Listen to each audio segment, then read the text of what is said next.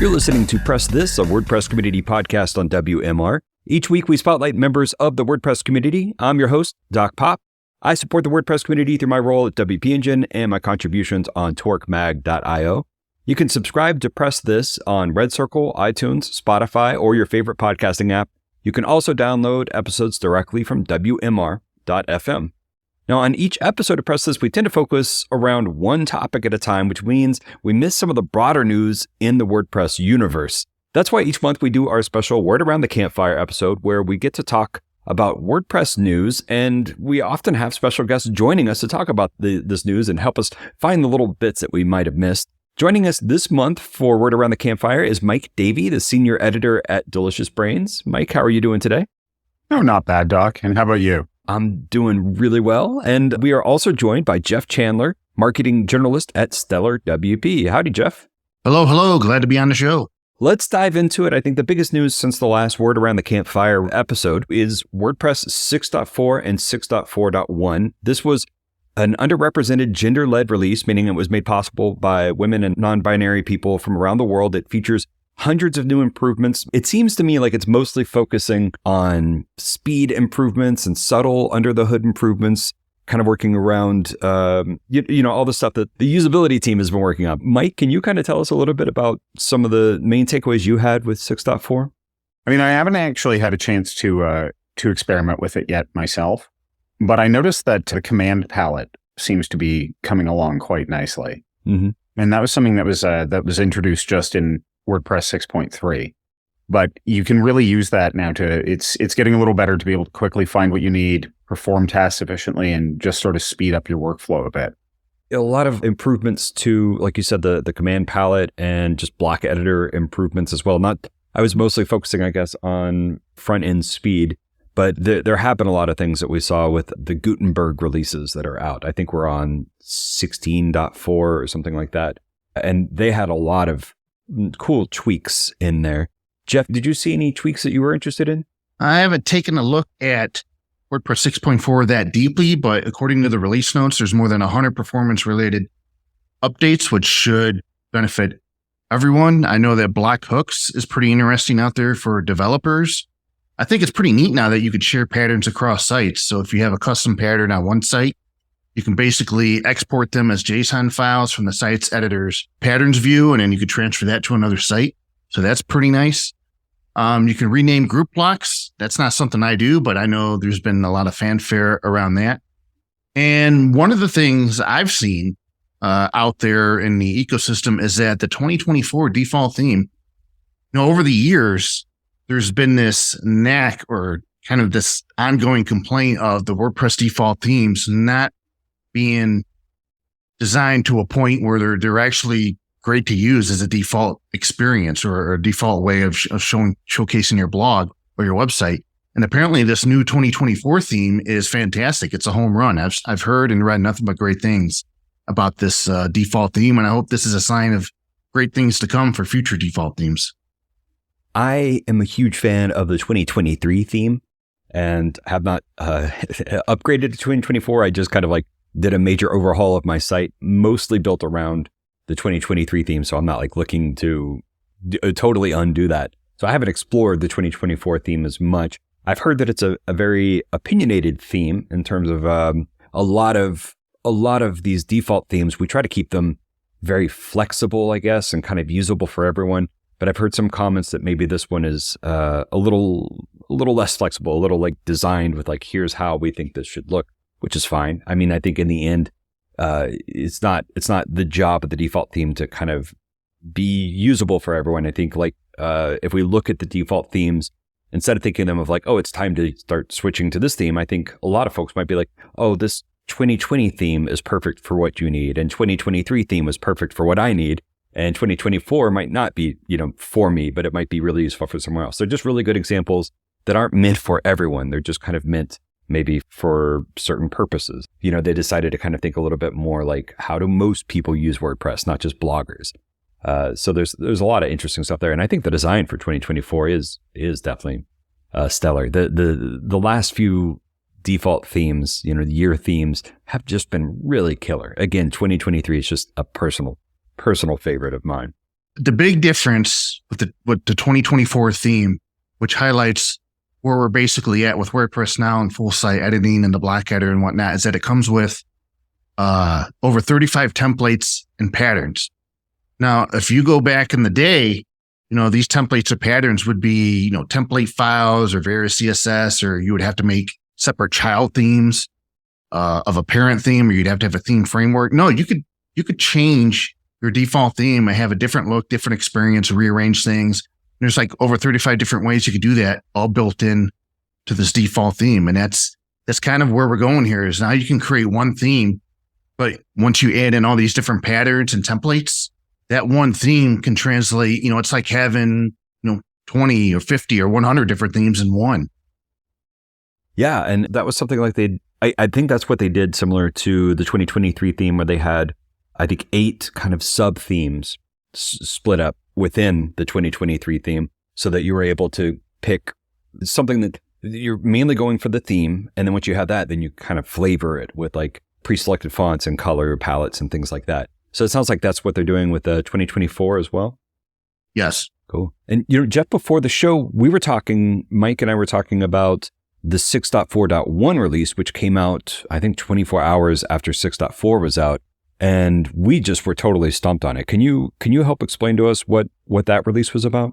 A developer put in a GitHub request or a pull request, and it related to a very odd issue this person was experiencing with curl.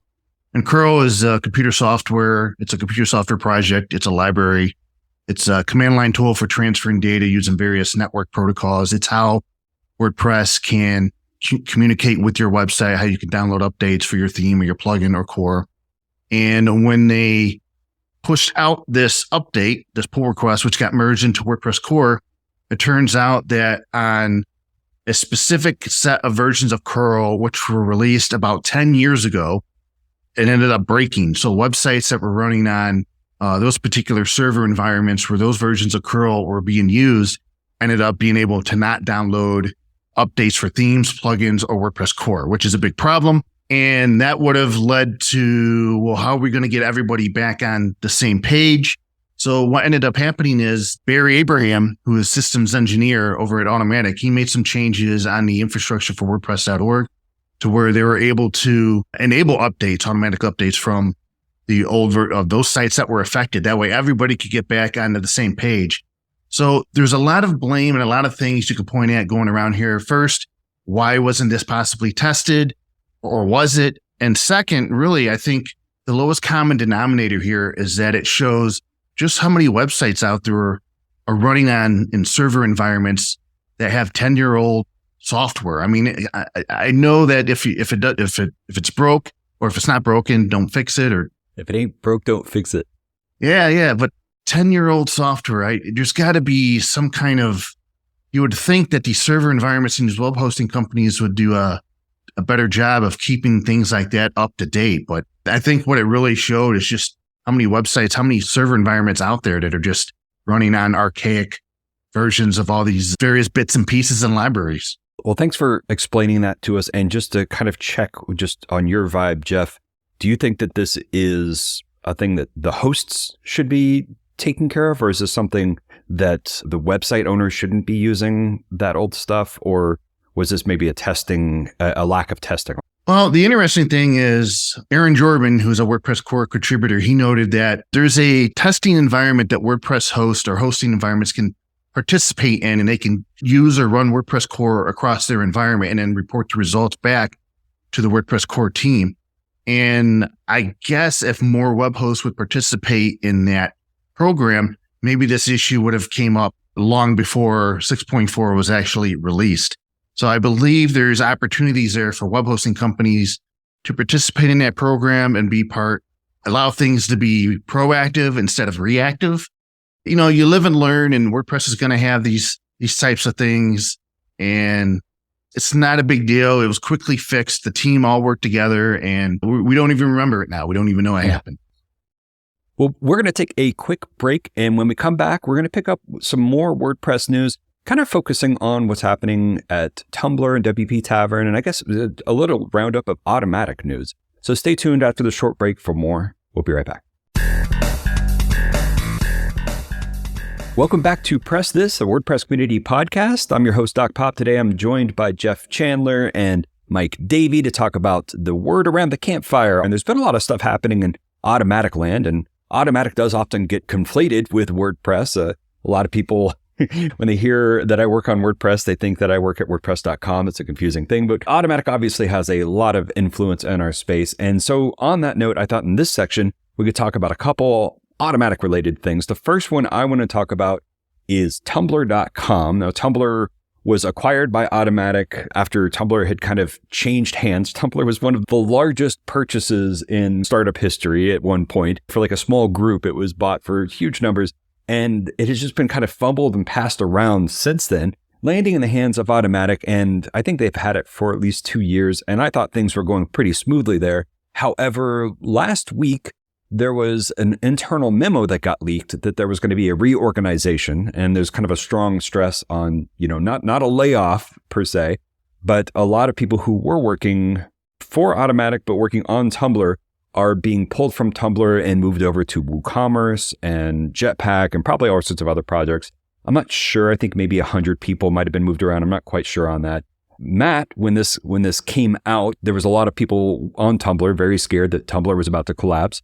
Instead of doing any interviews with journalists, Matt decided to do a Q&A on Tumblr, which I use a bit. So I thought I'd take my shot. And I asked Matt if Tumblr's not being shut down, but will these changes keep it running? He did reply to my post, and he said that the good news is since people leaving Tumblr aren't being laid off, they're just switching to other teams than Automattic. If something doesn't work out or breaks, we can always pull them back to work on it, which I do have to say, talking to Tumblr employees since Automattic has acquired them, I think many of them have said many times that that's the one good thing that happened with the Automattic acquisition is that they weren't treated poorly. I definitely heard a lot of the workers there saying that everybody was fairly compensated if people were laid off, but for the most part, people have been moved around and provided with plenty of opportunities.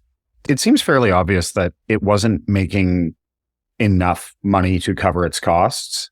Just from some things I've read about the things that they've introduced that have made some money, it's probably not even coming close to covering its costs, even if you take away all those developers, right, and reassign them to other projects. So the question really is, how do they grow Tumblr? Like, how do they grow its user base past the people who are already using it? And I really have no idea what the answer to that is. Yeah, and that's where it sounds like they are no longer going to try to do that. It sounds like it's basically just keep the site operating for the folks there. They made their push to try to grow it, and it didn't happen. And it sounds like now it's just like, let's see if we can maintain it. And one other side note about Tumblr, it is worth noting. I love mentioning that Tumblr, after Automattic acquired it, Tumblr started working on a new post editor that was, of course, powered by Gutenberg. So if you sign into Tumblr, you have access to this experimental editor. And I don't remember if they brand it as Gutenberg, but it is definitely the same open source technology being used between the two. So let's switch over to more news kind of related to this. WPTavern has long been an establishment for getting WordPress news, one of my favorite places to get WordPress news. And Sarah Gooding, the long-term employee there, I think she's been there for 10 years and was the head editor there. Sarah Gooding recently announced in her last call post, just written a few days ago, that she's leaving WPTavern to go work on more projects in the tech space. Jeff, as a former tavern aficionado, why don't you give us a quick rundown of like your history with Tavern first, and then just talk to us about the news? Well, it's sort of interesting from my perspective because back in about 2013, when I was hired on under Matt and Audrey Capital, which is kind of his fund money investment firm company, side hustle company, I actually talked Matt into hiring. I said, hey, this Sarah Gooding, she's a really good writer over at WPMU Dev.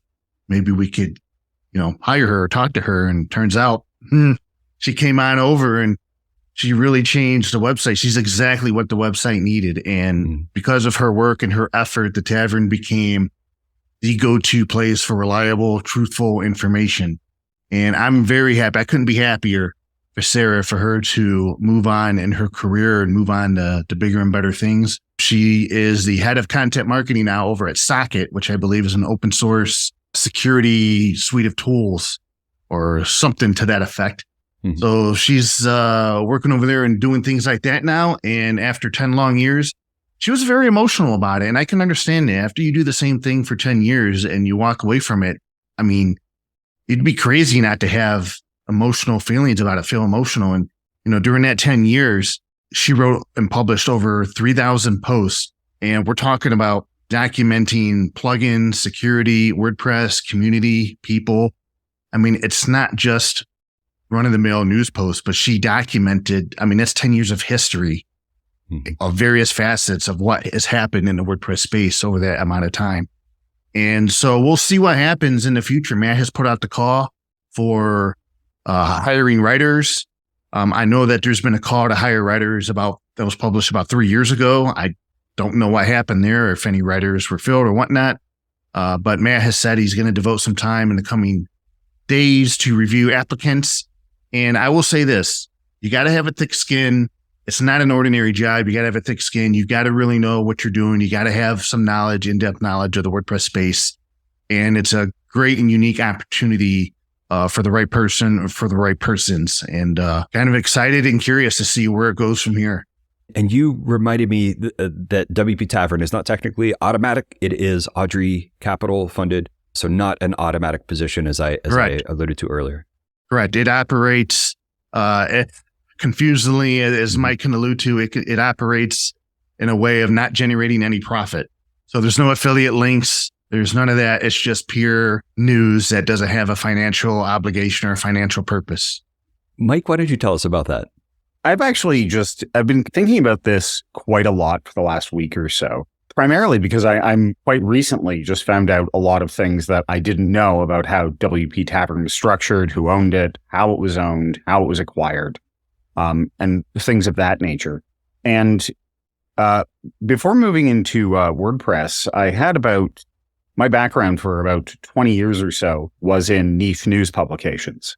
And it seems the way that WPTavern is run seems a little odd.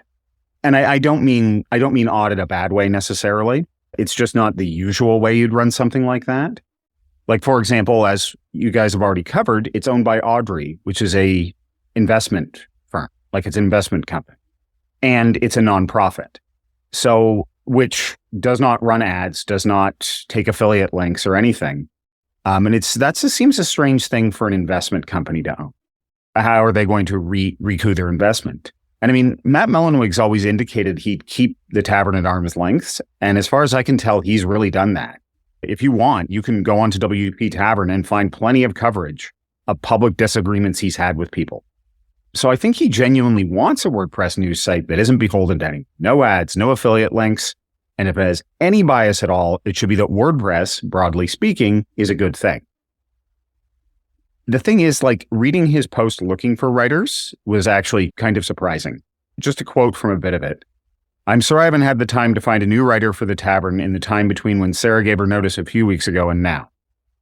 Yeah, I was kind of surprised to find out that he was personally picking what he refers to as a writer. Most nonprofit news orgs do carry advertising of some kind. Even if it's just, this program was made possible thanks to donations from the Argle Bargle Corporation and viewers like you. And I think it's great that they don't. But a more usual way to do something like this, if you want a nonprofit news organization that really is beholden to no one at all, is to create a nonprofit or not-for-profit foundation of some kind, fund it a bit, and then go ask for donations from WordPress companies and individuals. And at that point, you'd also usually have a board of directors or something similar to make hiring decisions. More broadly, I was actually somewhat surprised to find that they're hiring writers rather than, say, an editor and a writer. Mm-hmm. And again, that's not really the usual way you'd run a news organization. There are a myriad of reasons for having someone who serves as a gatekeeper, not least of which is that no publication can be expected to survive the mistakes of more than one person. Right? Like it sort of just it functions best when, at the very least, you've got, if it's a big enough place, you need sub-editors, but you very often have one person sort of serving as that gatekeeper. And it's worked at the tavern because Sarah and Justin, when he worked there, are both very good gatekeepers. They're very much in touch with and knowledgeable about WordPress, so they simply didn't make very many mistakes. Mm-hmm. Now, if Matt continues to go with that route, he needs to make sure every single writer that they even try really meets those same high standards. And he says they're going to try out a number of folks on an hourly contract as a trial. And if that goes well, we'll aim to hire 2 full-time writers by the end of the year. And again, a more usual way to approach something like that would be to just find one really high qualified editor and a junior writer, or maybe some freelancers. And the writer and the freelancers don't need anything like the same qualifications because they're going to learn fast and they've got an editor working over them, serving as that in that gatekeeper function. Well, on that note, I think we are going to wrap up this segment of our Word Around the Campfire. We're going to take a short break. And when we come back, we're going to talk about WordPress foodies. So stay tuned for more after the short break. Welcome back to Press This, a WordPress community podcast on WMR. This is our Word Around the Campfire edition with Mike Davey and Jeff Chandler. And so far, we've talked about the reorg at Tumblr. We've talked about WordPress 6.4, and we talked about WPTavern and nonprofit, which kind of reminded me, it's a little bit of a tangent, but it kind of reminded me of all of us kind of being reminded that OpenAI is also a nonprofit as we're recording this. And there have been several shakeups at OpenAI, which as you hear this will probably be old news or still going. But it kind of reminds me of what happens when we have nonprofits that are also kind of just confusingly structured. But that's all unrelated because now we are going to talk about food. Jeff Chandler, can you tell us about WPFoodies.com? Yeah, so myself and a number of other folks on Twitter, we sort of have a group where we just love food and we love WordPress. And we routinely share pictures of our meals or yummy food that we're having. And Nyasha, who is one of my friends, she was at couple different work camps, and she kept being asked, "Hey, when are you guys going to put together a website or something for all you WP foodies?" And eventually, we didn't do it for a while, but one night I decided to look up if WPFoodies.com was available, and lo and behold, the domain was available. And so we put it on Nexus hosting, which is really cool, and ended up using the Cadence WordPress theme and Cadence Pro blocks. And I got to tell you, I'm biased because I work for StellarWP, so there is some bias involved. But man, putting together this website as quickly as I did using the templates and some other things, I was really impressed. And I had a good time building the WP Foodies website. But right now, it's supposed to be our one-stop location to where we do have a Slack instance as well, but the website is supposed to be post about food that we've seen or tools we've come across or reviews of things or restaurants, whatever, as long as it deals with food, gardening, whatever. So far, I've had a bit of difficulty trying to get my cohorts to publish posts on the blog. They're perfectly capable of sharing things on Twitter and images, which I get. It's so much more convenient. You're just throwing stuff out there versus this. But I like the design of WP Foodies. And if anyone out there has, if you enjoy food, if you have a passion for food, and you don't have to be involved in WordPress, but if you do, that's just a bonus. Definitely check it out and register an account and be part of the community, because I'd love to see others come here and write different posts and share their backgrounds and their passion for food or recipes or what have you. Mm-hmm. Yeah, I love looking through the site. The logo looks amazing. Again, it's WPFoodies.com. It's just a fun break from any other WordPress news or anything like that. It's just a way to kind of bond with people over food that also are in the WordPress space. And I think that's super fun. So you can check that out. You got to register an account, and then you have to write a post about that salmon stuff, whatever it is you make. What was it you make? It usually make too much of it. Yeah, I am not great at making a dinner. And what I like to do is make like food prep for a week. So yes. I can go through the process of cooking a big batch of rice and, cooking some salmon and making a special sauce and chopping up mint and cilantro or, whatever things, and kind of add all the little garnishes, because you're doing it at scale. So you're doing it for 8 meals or something. And I store them in these little Weck jars. That's WECK, which are kind of like little mason jars, but you can put them in the microwave and stuff. Well, they're smaller. They're just great for my needs. I'd love to write about queso pizzas, because I saw your quick and easy non-bread pizzas, so I could kind of counter with a queso pizza. Yeah. Ooh, definitely right about that. I want to learn about that. See, that's the essence of what I really want to see WP Foodies become, is you know something, or know something that's really good, and this would be a great way for you to share it and document it and allow others to try it, and we can link to it and talk about it. I just want to say, listen to you talking about food. You mentioned making meals at scale. Congratulations on mixing tech terms with meal prep. That's amazing. Well, my salmon bowls are still in beta, but I'm rolling out invite only to some of my friends and then pass them around. Hopefully there's no bugs in them. So on that note, we will wrap up this episode of Press This, the Word Around the Campfire edition. Jeff, if people want to follow you online, what's a good spot to do that? I am at Jeffro, JEFFR0 on X, formerly Twitter, and who knows what it's going to become. I am also on WPToots.social, as I believe the same thing, Jeffro. Just look for Jeff Chandler. That's where I usually hang out at. And also the WP Foodie Slack instance. Mike, if people want to follow you, what's a good spot to do that? They can follow me at Medium Mike Davey on Twitter.com. And I still say Twitter because it still says Twitter.com. I'm with you. I want it to be Twitter for life. Bar. Yeah. Well, thanks to both of y'all for joining. I really appreciate it. It was really fun chatting with you. Press This is a weekly podcast. Coming up on next week's episode, we're going to be talking to Anil Gupta about his multi-collab plugin, which brings kind of Google Doc functionality to your WordPress dashboard, like in the moment now, not the future version that we're talking about. You can actually get this multi-collaborative user now. So we're going to be talking to him about that. You can follow my adventures on Twitter as well, at the Torque Mag. That's the Torque Mag. You can also subscribe on Red Circle, iTunes, Spotify, or download directly from WMR.fm. I'm your host, Dr. Popular. I support the WordPress community through my role at WP Engine, and I love spotlighting members of that community each and every week on Press This.